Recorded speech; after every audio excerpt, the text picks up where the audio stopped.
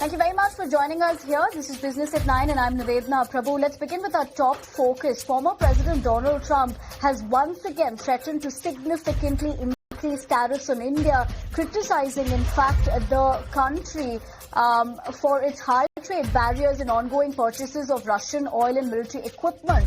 In fact, he's gone on to state, and I'm quoting the same, that India is not only buying massive amounts of Russian oil, they are then, for much of the oil purchase, selling it on the open market for big profits. They don't care, in fact, his purview of a particular situation, because of which he will substantially be raising the tariff paid by India to the US, and he said thank you for the attention for this particular matter. Of course, clearly significant development as far as that is concerned, but taking the opportunity to also to be introducing my guest joining me this evening, given the aspect as to how they are also essentially looking at this particular situation.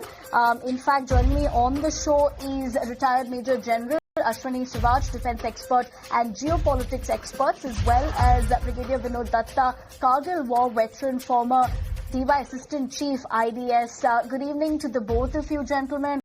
Thank you very much for taking the time out, joining us this evening as well.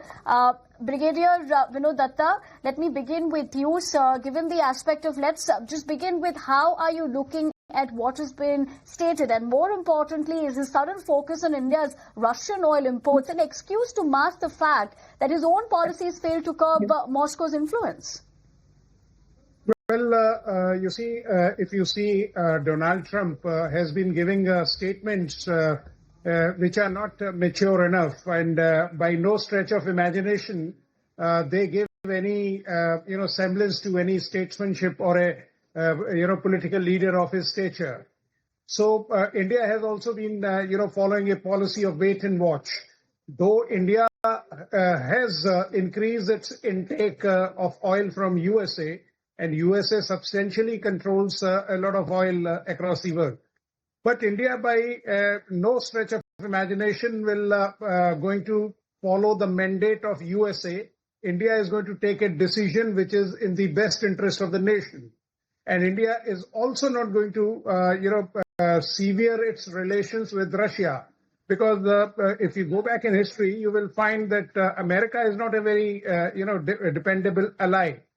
Secondly, the kind of sanctions and the statements which Donald Trump has been, he has been pulling out a rabbit out of the hat every day. You see, there is no semblance in what he is telling. I mean, it is at the whims and fancies of this gentleman that the entire world is, it is so tumultuous that the waves of economic contours are really getting disturbed. Now, India has already said that, yes, India is ready to do a lot of business with America, which India is doing.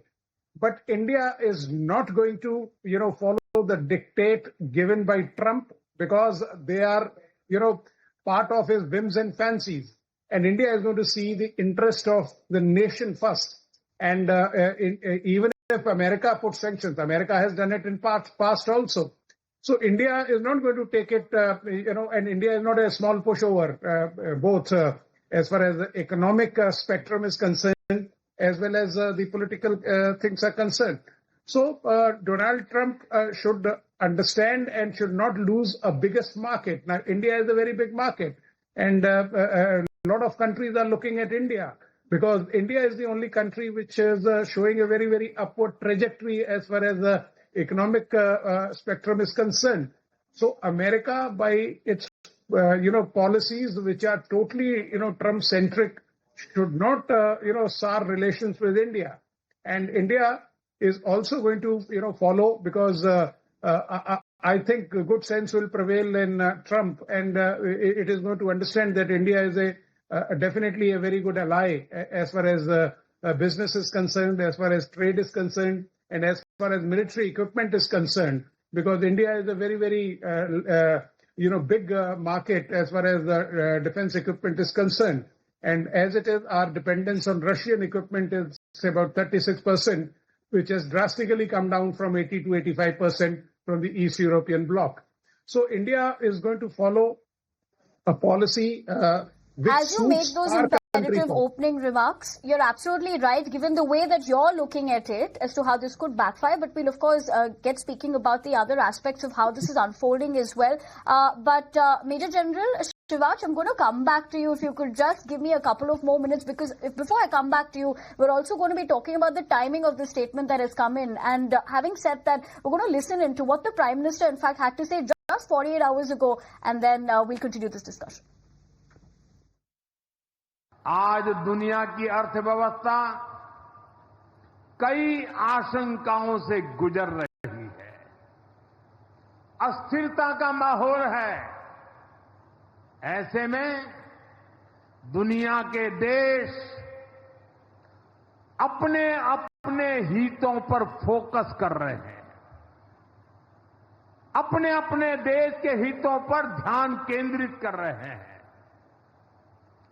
Bharat भी दुनिया की तीसरी सबसे बड़ी अर्थव्यवस्था बनने जा रहा है। इसलिए भारत को भी अपने आर्थिक हितों को लेकर सजग रहना ही है। हमारे किसान, हमारे लघु उद्योग, हमारे नौजवानों के रोजगार, इनका हित हमारे लिए सर्वोपरि है। सरकार इस दिशा में हर प्रयास कर रही है, लेकिन देश के नागरिक के रूप में भी हमारे कुछ दायित्व है। और ये बात सिर्फ मोदी नहीं, हिंदुस्तान के हर व्यक्ति ने दिन में हर पल बोलते रहना चाहिए, दूसरे को कहते रहना चाहिए। जो देश का भला चाहते हैं, जो देश को तीसरे नंबर की इकोनॉमी बनाना चाहते हैं, ऐसा कोई भी राजनीतिक दल हो, कोई भी राजनेता हो, उसने अपने संकोच को छोड़ करके देश हित में हर पल, हर बार, हर जगह देशवासियों के अंदर एक भाव जगाना होगा, और वो है हम स्वदेशी का संकल्प लें। Gentlemen, we heard what the Prime Minister had to say, in fact. But Major General Shivaj, thank you for not only joining us on the show, but also being extremely patient while I had the opportunity to come to you. You know, the timing of this is also into question, right? It's pretty obvious, given the fact that after what the Prime Minister said just 48 hours ago, more importantly, the remarks that we've seen of a dead economy, and then, of course, Prime Minister in his own sense countering that. But looking at all that is unfolding here, like I also asked Brigadier Datta, is this sudden focus of Trump on India's Russian oil now imports an excuse to mask the fact that his own policies failed to curb Moscow's influence? Yeah, see, you have to see it 2-3 ways. See, problem is that in 2018, Donald Trump came out of that Iran deal, which is called JCPO, Joint Comprehensive Plan of Action. And then he imposed secondary sanction. It is called CARSA, Countering America's Adversary Through Sanction Act. We used to buy 28% oil from Iran, and we have to make it 0%. Because there was a CARSA, he would have put a secondary sanction. But after a lot of negotiation, we told him not to impose a secondary sanction on Chabad, and which the US agreed. We told them it has got a strategical advantage because it bypass Pakistan, goes to Afghanistan, to Central Asian state, and then join North-South transport corridor, and which is beneficial to even US. So he agreed. Now, as far as the question of Russia oil is concerned, we must consider 2 ways. See, the Russia, when basically started a war in 2022, that is the time 40% of oil and 33% of gas of Russia was going to Europe. And therefore, America did not put CARSA. America did not put secondary sanction. And India and China made use of it. And what we did is that we start purchasing of almost about 40% of our oil from Russia because they were giving us on a discounted rate and they were giving us rupee ruble. So we basically shifted from Middle East.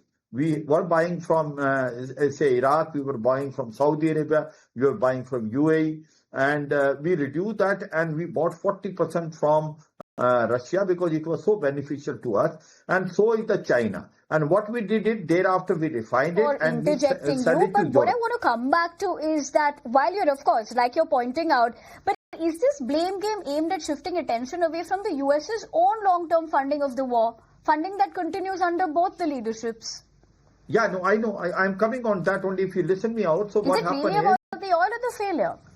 No, it is also of oil. You must understand everything is economy today. It is not that you can get away. You have to do something. I was just trying to convey this refined oil which we were sending it to Europe only. The Europe was buying this and it was suiting everyone. Now Donald Trump is putting pressure on India that they must now reduce taking oil from Russia. So they want that we should stop it completely. Why are they telling it? There are two reasons. You must understand how economy is working it. You know, there is a trade between India and US of $87 billion. And we are exporting about $46 to $47 billion. And it is basically $86 billion. And they are exporting about $41 billion, and there is a trade surplus toward India about $46 billion. So now the question comes is that there is a trade deficit as far as US is concerned. Now the US want twofold. US want that you should buy oil from US rather than Russia, one. Second thing, they want the armament also to be bought from US so that this trade deficit also reduces. Now, this is the pressure tactics which now US is trying to apply, and it is saying that we will put 25% of tariff and also penalty for taking oil from Russia. What is the way out as far as India is concerned? There is no denying the fact what you were saying. The war between Russia and Ukraine is taking place because there is a failure on part of US and Europe. You can't blame India for that. But certainly now there is a heavy pressure on India. Will India continue buying oil from Russia or will face some sanction? Or it will have another way out? I think what we need to do is we will now enlarge our buying oil from US. We are as on today only buying 4%. We may enlarge it to 20-25%, reduce it in Middle East, but keep on purchasing from Russia because Russia oil is discounted and on a rupee ruble. This is my take. If there is a heavy pressure from Russia, from US, we may reduce to almost 0%. Let's see how time unfolds. We may not buy a defense equipment in time to come. There will be huge pressure because US is not going to sign free trade agreement until unless this problem is resolved. The second pressure which they are putting is that if they want to sign a free trade agreement, they want a free access on agriculture, you're absolutely right dairy products. In a sense as to how you're looking at this, your perspective as well. But sir, I'd have to interject you there. I'm going to come back to you and give you that opportunity. In fact, Brigadier Datta, I'm going to come back to you as well. But since we're also talking about the situation of the war, let's revisit as to what the Prime Minister had said, which of course resonated across the globe as well as far as that statement is concerned. Let's listen it. Paschim Asia और Europe में चल रहे conflict को लेकर हम दोनों ने चिंता व्यक्त की है। इनका नकारात्मक प्रभाव केवल उस क्षेत्र तक सीमित नहीं है। हम दोनों मानते हैं कि यह युद्ध का युग नहीं है। Brigadier Datta, Major General Sivach, we all know, given this particular statement by the Prime Minister has resonated worldwide on multiple occasions. But given the fact that how we have looked at this situation unfold as well, Brigadier Datta, how does Trump reconcile threatening India while ignoring the continued European energy flows from Russia during his presidency? Well, you see, Trump has been trying to, use the coercive diplomacy by making such statement, and it is putting India under pressure. But India has, conveyed it in very bold letters that India is going to see the interest of the nation first. India is not going to come under any kind of pressure as far as America is concerned. America, like General Sivach has already brought out, that, earlier also the CAATSA sanctions were, imposed on India. There were sanctions which were put when we had our second nuclear test. So India is India is, as Prime Minister also said, that we are slowly and certainly moving to become the third biggest economy in the world. So America cannot dictate terms to India, and India has to, keep its stance clear and formidable, that we are going to do what suits India best, what suits 140 crore people of India. And that is quite clear. And if America tries, because America should realize that it is not America which used to be a formidable America. It is a fumbling America. America is having recession. America is going downhill. The economy is going downhill. The unemployment figures were, they were flashed out, and the guy had to lose his job. So all these factors shows that how America is desperate and how it is putting pressure on various countries.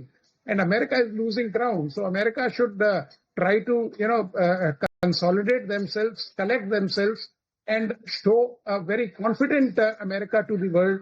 Then only its supremacy will be accepted.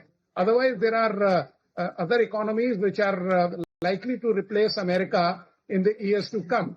You see, why America is afraid of BRICS is that it considers that it is an anti-US organization which is coming up. And it blames that, yes, India is a very, very prominent player as far as BRICS is concerned.